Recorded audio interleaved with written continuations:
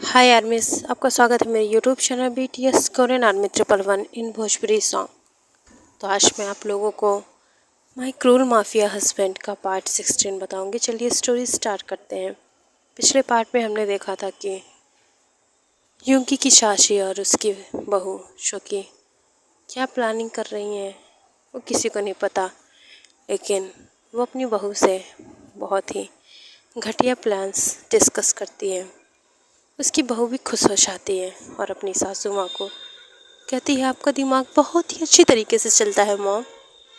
मैंने कभी नहीं सोचा था कि आपका दिमाग इतना कुत्ता होगा कि वो इस तरीके के बैड्स आइडियाज सोच सकता है। मानना पड़ेगा आपके कमीने दिमाग को, बहुत ज़्यादा शार्प माइंडेड हैं आप। उसकी सास कहती है, क्या कहा तुमने?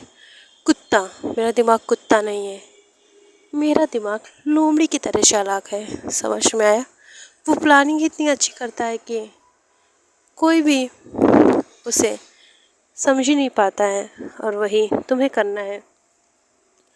यहाँ पर हम देखते हैं कि शिमिन जो कि युंगी के भाई से डरने लगी थी, और हमारा युंगी भी अब शिमिन को उसके भाई के साथ अकेले नहीं छोड़ सकता है, क्योंकि उसे डर है कि उसका भाई फिर से उसे परेशान करेगा। लेकिन युंगी ने एक बात और सोच लिया था, अगर इस बार कुछ भी ऐसा हुआ तो इस इंसान को वो जान से मार देगा और बिल्कुल भी उसको नहीं छोड़ेगा। ऐसे ही कुछ दिन बीत जाते हैं। उसका भाई कोई भी हरकत नहीं करता ऐसे कि जिससे उस पर शक हो। लेकिन एक दिन कुछ ऐसा होता है जिससे बहुत ज़्यादा ही ज़मीन टूट जाती है। यहाँ पर युंगी का भाई शोके युंगी से कहता है कि मैं जो कि बिज़नेस ट्रिप पे जा रहा हूँ और मुझे 7 दिन लगेंगे, मैं आ नहीं पाऊँगा। हो सकता है कि मैं वहीं रहूँ, वहीं सेटल हो जाऊँ।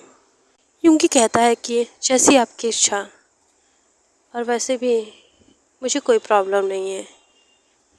यहाँ पर हम देखते हैं कि उसका भाई स्मार्ट कर रहा होता है, क्योंकि कुछ देर पहले हमारे युंगी को कॉल आया होता है उसके असिस्टेंट का। उसने कहा होता है कि बॉस, आपको अभी USA के लिए निकलना होगा, क्योंकि आपकी मीटिंग है 2 दिन की, और वो भी बहुत ज़्यादा इम्पॉर्टेंट।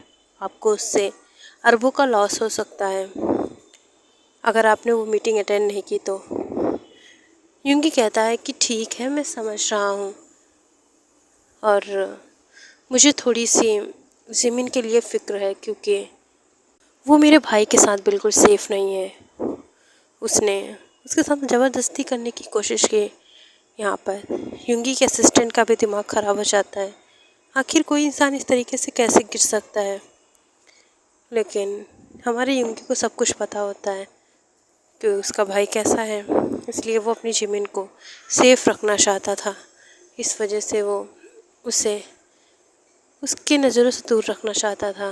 और जब उसने अपनी मीटिंग के बारे में सुना तो वो थोड़ा सा परेशान हो जाता है, लेकिन वो अपने गार्ड्स जो कि पूरे वेला में फैला देता है, क्योंकि उसे शक होता है कि उसका भाई फिर से ऐसी हरकत करेगा उसकी गैर हाजिरी में। यहाँ पर सिक्योरिटी बहुत ज़्यादा टाइट होती है। यहाँ पर बहुत ज़्यादा ही पावरफुल जो गार्ड्स होते हैं वो लगाए जाते हैं। लेकिन हमारे युंगी को ये नहीं पता होता है कि उसका भाई जो कि बहुत ज़्यादा ही घिनौना है।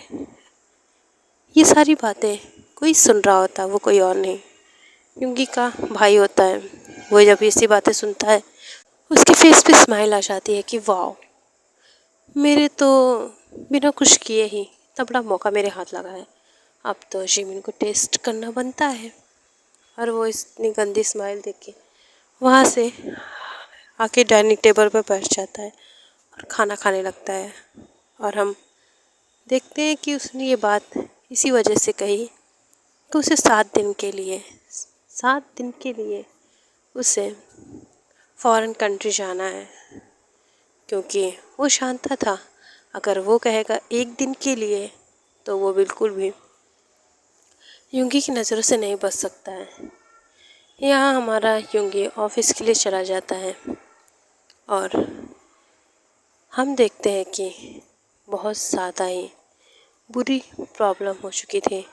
सारे के सारे गार्ड्स चूँकि चेंज हो चुके थे और युंगी के भाई के हो चुके थे, और पता नहीं कैसे, लेकिन उन सारे गार्ड्स को उसके गार्ड्स ने वहाँ से हटा दिया।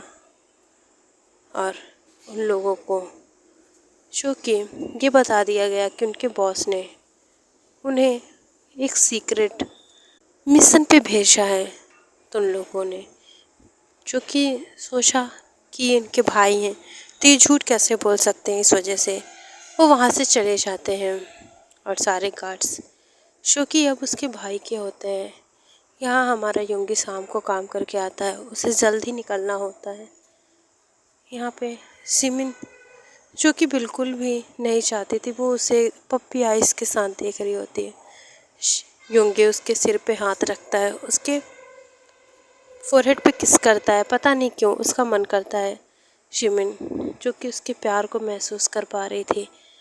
युंगी जो कि जिमिन से प्यार करने लगा है, लेकिन वो अपनी फीलिंग्स नहीं बता सकता क्योंकि उसका ईगो उसे बताने नहीं देता है। यही प्यार की वजह से ही वो शिमिन की फिक्र करता है, उसके पीछे इतने सारे गार्ड्स लगा देता है और उसको बहुत ज़्यादा ही सेफ्टली रखने का ट्राई करता है। ये सारे गार्ड्स उसके भरोसेमंद होते हैं, उसके माफिया वर्ल्ड के गार्ड होते हैं जो कि बहुत ही शार्प सूटेड होते हैं। उन्हें बहुत ज़्यादा ही अच्छे से शूटिंग करना आता था, इसी वजह से उन्हें वहाँ रखा गया था। लेकिन युंगी के प्लान जो कि फ्लॉप हो चुका था। युंगी जो कि अपनी पैकिंग कर लेता है और वहाँ से निकल जाता है।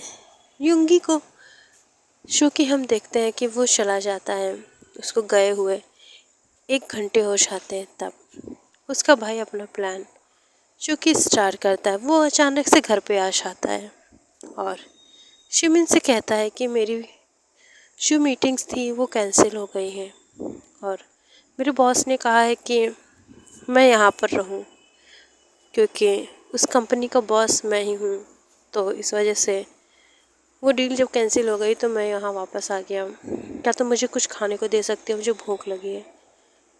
हमारी ज़मीन बहुत ज़्यादा डर रही थी, इस वजह से वो अपने रूम में जाती है और युंगी के असिस्टेंट को कॉल लगाती है। युंगी का असिस्टेंट जो कि कॉल को पिक करता है और कहता हुआ क्या हुआ मैम।